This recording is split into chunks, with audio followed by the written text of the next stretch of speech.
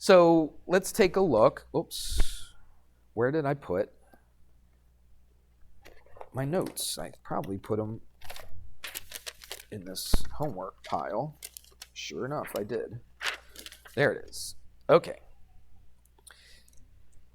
Let's do this. Let's talk about congruent triangles. This is called congruence postulates. Do you remember what the difference was between a theorem and a postulate?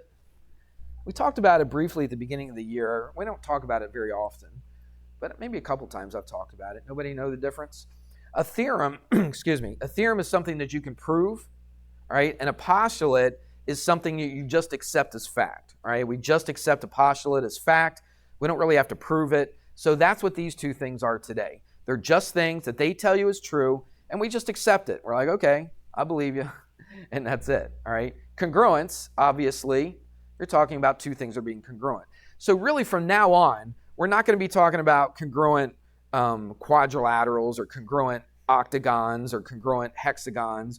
We're basically only going to be talking about congruent triangles, all right? So let's grab a triangle. I got some triangles over here.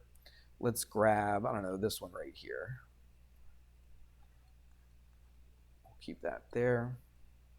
And let's just make this a little bit larger so that we can see it better. And I'm going to copy and paste. So what do you think is true about these two triangles if I copy and paste? They're congruent to each other. Good. All right. But let's pretend you didn't know I copied and pasted. Could you say right now that they're congruent to each other? No, because I didn't tell you anything about them. I didn't tell you anything. So let's just call this ABC. And let's call it, let's be different for once. Let's call it XYZ. Is that all right? So in order, up to this point, up to today, all right, because we're going to do something a little different today, up to today, how did you know if these triangles were congruent to each other or not? Well, if I took this triangle, put it right on top of this one, which sides would match up? Which sides would correspond to each other? That's the word we use, correspond. The angle A would correspond to the what?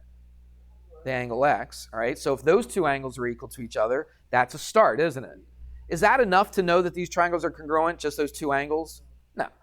I would also have to show that these two angles were equal, all right? And then that these two down here are equal. Is that enough to show that these triangles are congruent? Nope. I got to show something else too. That shows that they have the same shape. What do I got to do now? Show that they have the same, well, that is the angles. The sides, okay? The same size, S-I-Z-E, all right? How do I show that they have the same size? Well, if all the sides, S-I-D-E-S, all right, match up, then we're good. So what if this was equal to this? What if this one was equal to this one? And what if this one was equal to this? What did I just show? I showed 6 things, didn't I? I showed 6 things, and I showed that all 3 corresponding angles are equal, and I showed all 3 corresponding sides are equal.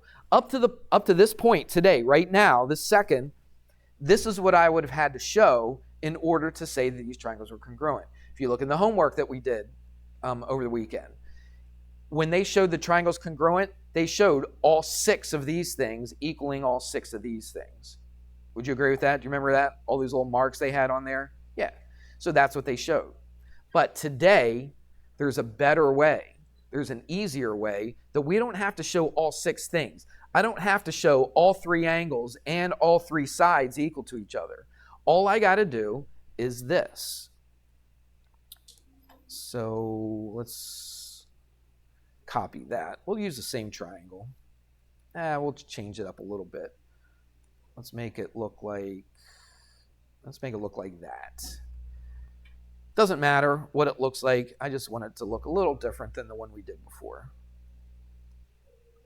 All right. So let's go. We'll call this ABC again. And we'll call this DEF. We'll go back to the old way of doing this. Okay? Now, check this out. I'm going to do this in a different color because this is really important. Hope everybody's watching. Got people still with their heads down. I don't know what else I can do for you. But just to tell you to wake up and pay attention. So this is what they tell you. In red, this is what the book or whoever is showing you this, this is what they tell you is true. So they said this angle is equal to that angle. Okay, that's not enough to say that these triangles are congruent. They also tell you that AB and DE are equal to each other. That's still not enough to say that those triangles are congruent. But they show you one more thing. They show you that AC is congruent or equal to DF. Now that's only three things. But if I have a triangle with this side equaling this one angle equaling this angle, and this side right here equaling this side, that's enough to show that those triangles are now congruent to each other. Okay? That's all we need to know. We don't have to know those other three things. I don't have to know that B and E are equal. I don't have to know that C and F are equal. And I don't have to know that B, C, and EF are equal to each other. This is all I need to know. If I know this information right here, I can say that these two triangles are what? Are congruent to each other. All right? So that's kind of nice, isn't it? I only got to know three things instead of six things. All right? So that's pretty cool. So here's what they're going to ask you to do. Oh, let me give you the reason why. Right? So I've got a side and a side. I've got an angle and an angle. And I got another side equaling another side. So we call this side, angle, side. And it's a postulate. Again, what's the difference between a postulate and a theorem? A theorem, you have to do what to it? You got to prove it, okay? A postulate, you just accept it as fact, all right? It's just a fact. We just accept it. So this is how you would say it. I'm going to put it in quotation marks, okay? Because this is how we would say it. I'll even put the word out in front. I did that in the last class. This is how we say it, okay? But this is how we would write it. What do you think an easier way to write this would be? Instead of writing out side, angle, side, it's a lot to write. What's a quick, short way you think we could write this postulate? Very good. I'm going to write it with a capital S-A-S. But we don't say it like this. We don't say S-A-S. What do we say? Side, side, angle, side. That's right. Side, angle, side. All right? So what is this side, angle, side? What's this S-A-S thing that we're writing right here? What it is, it's a reason why these triangles are congruent to each other. This is all I need to know. Now, I want you to notice one other thing. Do you notice where the A is here, the angle? It's in where? It's in the middle, but it's between these two sides. Look at this angle. This angle is between these two sides right here. You see it? So you got to make sure that this angle is between the two sides if you're going to go side, angle, side. So check this out. What if we were given this information right here? What if I was given that information? Is this side, angle, side? It's not. I mean, I got two sides and I got an angle, but guess where that angle is not? Where is it? It's not where? It's not in between. It's not in the middle. It's not between these two sides. Everybody see that? All right. So this is nothing. All right. This angle here and this angle here, that's nothing. This is something. All right. This is side, angle, side. Now, does it always have to be this bottom left one? No. I could have gone like this side, this angle, and this side is equal to this side, this angle, and this side if I wanted to. All right? But that's not what they gave you. What information did they give us? They gave us this side is equal to this one, AB is equal to DE, they gave us AC is equal to DF, and they said angle A is equal to angle D. That's the information they gave you, and that's enough to say that these triangles are congruent. So here's what they're going to ask you on a homework. Everybody wants to know, what am I going to have to do on the homework? What am I going to have to do on a quiz? What am I going to have to do on a test? Would you agree? And that's fine. I have no problem with that. Here's what they're going to ask you. They're going to say, write a congruent statement about these two triangles. All right? So what do I want to call this triangle? I could call this one anything with letters A, B, and C. What do you want to call it? Somebody tell me. What do you want to call that triangle? Nobody's talking to me? BCA? All right, let's do that. B, C, and A. So here's a congruent statement.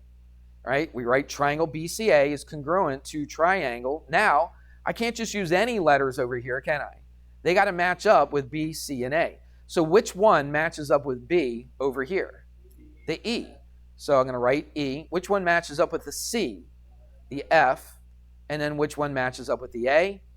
The D. So if I wrote this BCA, I have to write it EFD. Right? We've talked about that. That's what section 4.2 is all about. So they're going to ask you two things. They're going to ask you for a congruent statement, and they're also going to ask you for a reason that justifies, or they're going to say, name a postulate that justifies this congruent statement, which means why is the question. Why are these congruent to each other? And we just gave a big reason. What's the reason why they're congruent to each other? We don't say it, though. We don't say SAS. What do we say? Side angle side. That's right. So that's my reason. This is going to be on a quiz. It's going to be on a test. Everybody watching? I would write it down. And if it was me, I would write this. I'd put a little star, and I'd put quiz and test. All right? Put a little notation by it, because you're going to see this on a quiz or a test. You're going to see it on the homework, obviously, but you're also going to see it on a quiz or a test. So that's side angle side. We got one more, and then we'll quit. Again, let's just change the shape of it just to be different. It doesn't really matter what the shape is for these. It just matters what information they give you. So let's name this PQR, just to be different, and XYZ. You don't know anything about these triangles just yet, okay? You don't know what's equal, you don't know anything. But here's another congruence postulate, okay? They give you that this angle is equal to this angle right here. They also give you that this angle, R, is equal to this angle, Z. And they give you one more thing. They give you the side. So this time they give you two angles and only one side. What did the other one give you? Two what? Two sides and one angle. This one they give you two angles and one side. This is enough. This is a postulate. And you say, Mr. Hamrick, prove it to me. Can't prove it. It's a postulate, so we just accept it as fact. All right? So these two triangles are going to be congruent now. Now, you kind of saw from the other one, why do you think these triangles are congruent? What's the justification? Why are they congruent to each other? What do you think it is? It's not side angle side. Angle side angle. Very good. Okay, this one would be angle side angle. How'd you get that? I got an angle, I got a side, and I got another angle equaling an angle and a side and an angle right here. So let's do the question. Let's write a congruent statement. We'll just make this easy. We'll call this PQR. So the question is going to say, write a congruent statement. I forget exactly what it says on the quiz and test, but it says something about write a congruent statement about the congruence of these triangles or something like that. I don't know. We'll see in the homework what it says. So how would I write this? If I write this as PQR, what am I going to write this over here? XYZ. Very good. Okay. And why? Give me a reason, because this is going to be a two-parter. It's going to be a two-parter on the quiz. It's going to be a two-parter on the test. You got to get them both right. So there's your congruent statement. What's your reason? It'll say justify why these triangles are congruent to each other. What's the justification? What's the reason why? Why are these triangles congruent? Because I showed what? Angle, side, angle. That's right. That's my justification. Okay, that's the reason why they are congruent to each other, because of angle, side, angle. So this will be your answer for some quiz problems and some test problems. Okay? All right. I gave you the lesson plans at the beginning of class, right? Everybody took a picture of it. It's on Fax or RenWeb, but I'll just write it down here. We're doing 1 through 15 and 20 to 23. And this is section 4.3. All right, so that's due tomorrow. All right, very similar stuff to what we were just doing right here, okay? Everybody good? All right, we'll go over these tomorrow. It's a little different. It's a little different than what you've been doing the first half of the year. But it's pretty important because congruent triangles are super important in geometry. I do. Oh, you want to know? 165, 166. Didn't you take a picture at the beginning of class when I asked everybody to take a picture of it? Oh, was it on the... Yeah, it was on the lesson plan. Yeah. All right. Everybody good? All right, wait for the bell to ring, and you guys can go.